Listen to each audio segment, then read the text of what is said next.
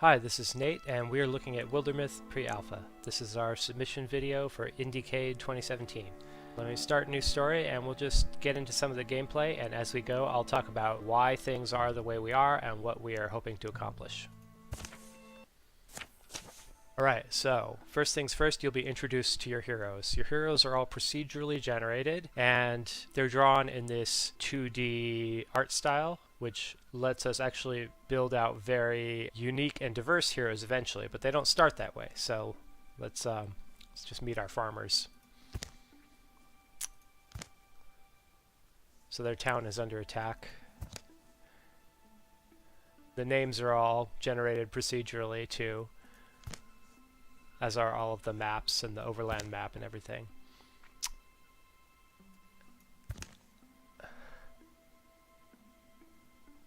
So they've dug their friends out. They're talking about what's going on.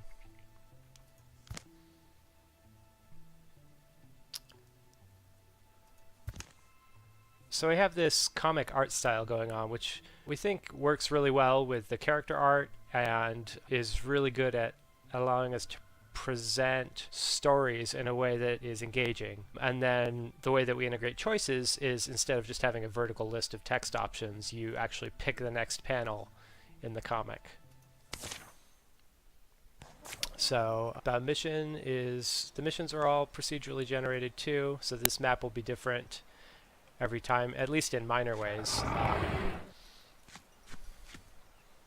And we see some of the monsters that have been attacking the village. Alright, hit him. So the animation style that you're seeing is based on a few constraints. We wanted these really heavily layered, heavily illustrated characters, and we decided that it was more important to have that than to have full animation. And so we chose to go with an art style and an animation style that evokes more like papercraft gaming, where all the monsters can be drawn with high fidelity and without having to match any particular rig.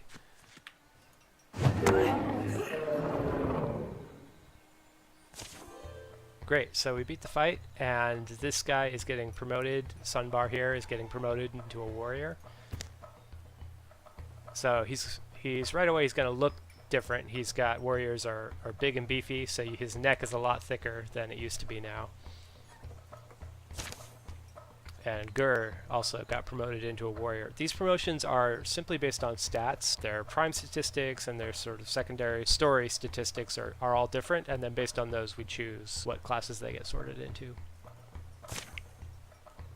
So one of the things about these stories that we tell is that we want you to actually notice your heroes as having distinct personalities. We don't want them to all be bland, factory-generated farmers. And so we actually have a set of story stats that are hidden from the player, but they come out in event text. So depending on those story stats, a character might take a different conversational approach in any given event. And so you'll see some characters are more snarky or goofy, other characters are more afraid, some characters will take a leadership position and really encourage everyone else to come along. And ideally we want the player to start to become attached to the characters as they notice these individual variations come up.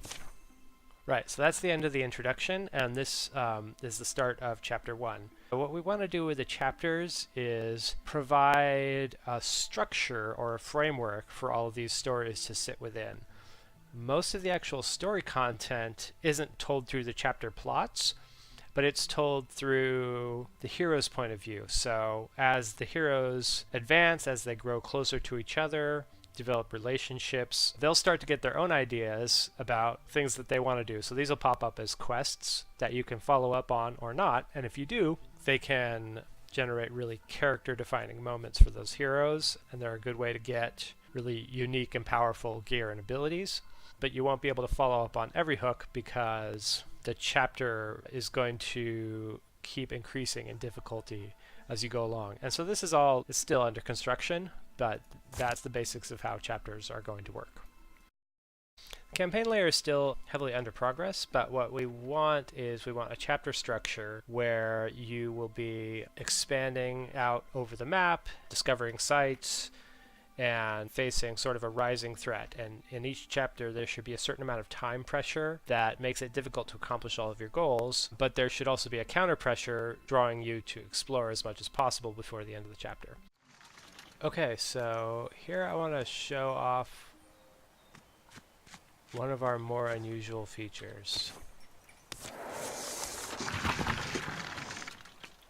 So I put Pam here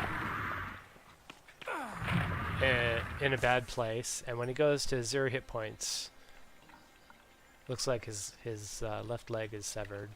He gets a choice. He can basically take this maiming, or he can choose a heroic death. Heroic death would be something like dealing a bunch of damage to the creature that attacked you, or giving your allies additional defense for the next couple turns. So I'm going to choose to let him live, but be maimed. So he's removed from this fight, and then everybody else has to try to finish it as best they can. So back at base, Pam is healing up. You can see, there we go. So now he has this peg leg here. Right, so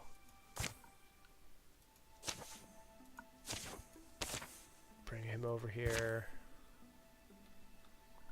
and continue the story. As the story progresses, Pam might be part of an event that gives him an opportunity to replace his peg leg with something more useful and exciting. For example, in this dungeon, an ancient talking machine offers to build him a mortificial leg, and Pam can choose whether to take the creature up on its offer or not. As these sorts of events and choices accumulate through the game, by the final battle you'll have a cast of heroes who are not only powerful, but hopefully memorable or even iconic. And then we let you take those heroes and store them in what we call your legacy. From there, they can visit future playthroughs either as legends or as playable characters. So each time you play, your stories will gain another layer and become more rich. Thanks for watching!